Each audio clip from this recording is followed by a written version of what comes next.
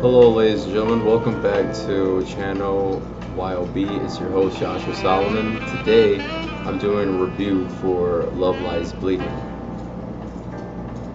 Elusive gym manager who falls hard for Jackie, an ambitious bodybuilder who's heading to Las Vegas to pursue her dream.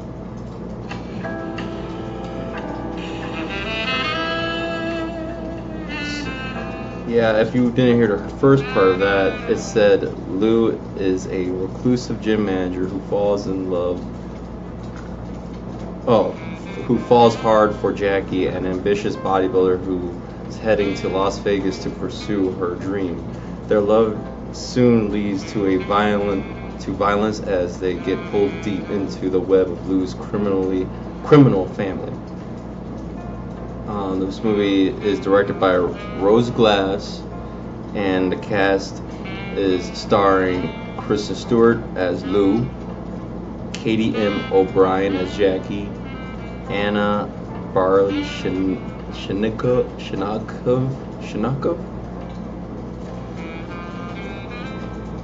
and Ed Harris, Jenna Malone, Dave Franco,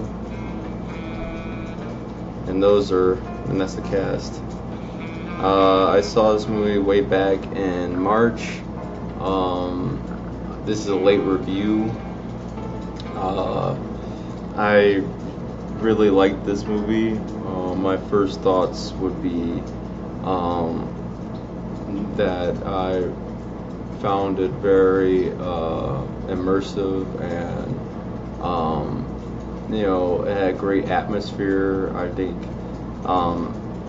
everyone of the actors are great, excluding Kirsten Stewart. I think she just plays more of the same, that she's been like in other films. I don't really find her captivating or really interesting. She's okay.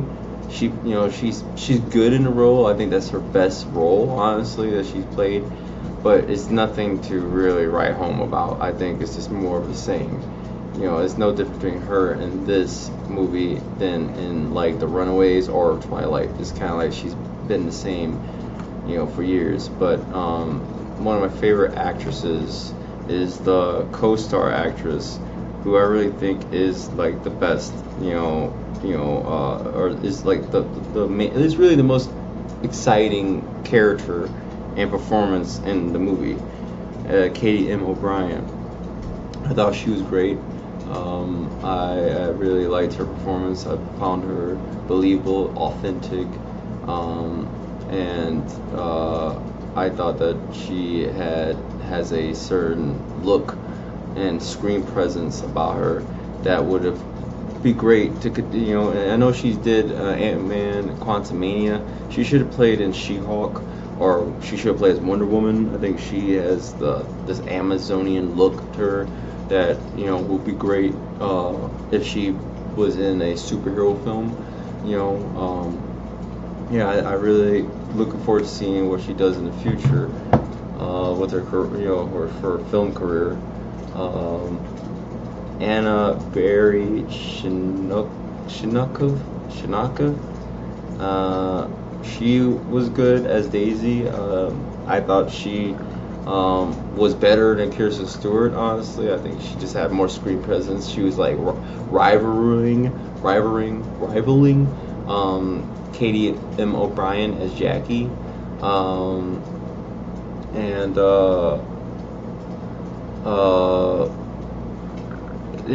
I thought that she was great for what what the character she was supposed to play.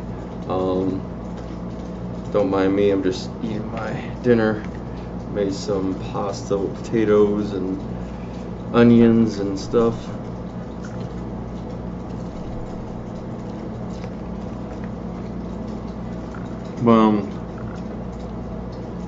Next, Ed Harris as Lou Sr. He's great, and usually everything that he's in. This is like my favorite performance recently by him. Um, he just comes across threatening, but at times kind of, um, you know, likable. And it just has a nuanced take to it, and just even the scenes of him holding the gun, aiming at the screen, and just his facial, his slight smile, sinister. He just plays a great villain in everything. Like any movie he is as a villain, he plays great villains because he doesn't act like a cliche villain. He's like this very, like, confident, slow, methodical pace that he carries that really is regal, and I appreciate seeing him in films. He just is great. He comes through as a villain every time. You know, Jenna Malone, she plays Beth, Lou's, I believe, sister, and she, she's been in things before. She's not really given much, so it's like she's good in it, but I don't think she's really given much to really shine or be memorable. I think she's great for what she did. A great job for what she was given, but it was not that much to really judge on.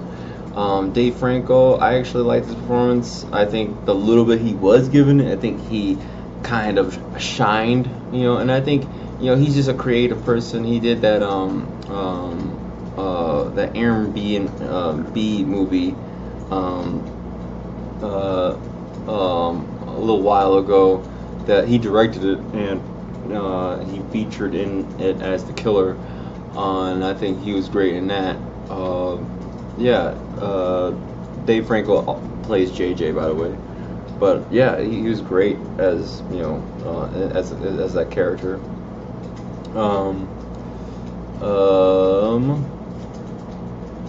I think that's pretty much what the good for the cast. The direction by Rose Glass. Yeah, I know she made the movie Saint Maud. Before this, I was really looking forward to seeing that. I should still gonna put that on my watch list for something to watch later. I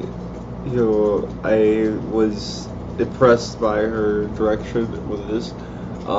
She is probably my favorite female director working right now. Besides the one who directed Barbie, I think both of them are like two of the best female directors working in the industry right now. They need more, I think she should be given more blockbusters. Rose Glass. I think she's great with aesthetic. She's great with pacing. I never was bored in the film. There's never a down part. She's great with pacing, story, character dynamic. Her writing feels very funny and dark, and it's very. I find her directing very authentic, and I don't know. It just feels real. It feels very natural and personal, and I think there's not a lot of movies out that come out feeling like that. And it's not necessarily like a realistic movie because it's a mixture of realism and a mixture of abstract. And it's done in such a confident manner that it makes it work. It's executed perfectly. Where I think if this movie was done by a different director, it would probably fall on its face and feel pretentious and kind of just obnoxious and weird. And for an open-minded person like me, I would even call it what they say woke. If it was done by some director from Disney or some nobody director. This is obviously a lesbian director, and she's putting her own life experience in the film by having the main characters be lesbian, and even the story kind of reference how lesbians are treated. But it's not like it's the main focal point of the story. There's still other interesting elements that are driving the story. There's still nuance to it. It's not really beating you over the head with it. You know, only thing I think that does like kind of um, point it out a little bit is having Kirsten Stewart in it. I think she just kind of plays like lesbian type characters now all the time, and there's really no nuance to her. And I don't think you should be typecast in things. I think you need to play different types of characters. That's what acting is. It's not playing yourself in real life. It's like she is probably a lesbian in real life. I think she is, but it's like you don't have to play that in movies. You don't have to act the same way you act in real life. It's like, and it's not just her that does it. People like Walking Phoenix do it. It's just different scene. People that act like themselves but they're interesting, and people that act like themselves and are not interesting. And Kirsten is just not interesting. She just doesn't have an interesting personality. Someone like Walking Phoenix has an interesting personality, so it works sometimes. Not in every movie, but it works sometimes. But I just find the movie, the music was good. I think the music is it feels like 80s. It feels very retro, very synthesizer feeling, and it makes you feel like you're walking into the 80s. It definitely makes you feel like you're in that time period. I think it takes place in the 80s. It makes you feel like the gritty America, and I find it very, very captivating and interesting, and yeah, I think I'm leading into like just the cinematography, which cinematography is just beautiful. The visuals, the coloring, I don't know if it was shot on film or in digital, but either way, it looks great. It's just there's nothing much else to say. I think I just highly recommend you guys go and see this movie.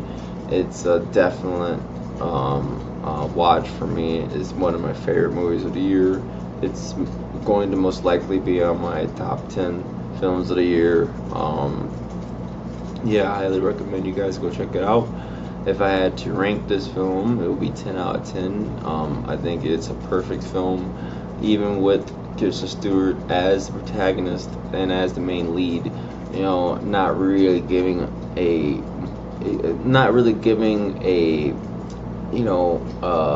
interesting performance, kind of just a dull performance.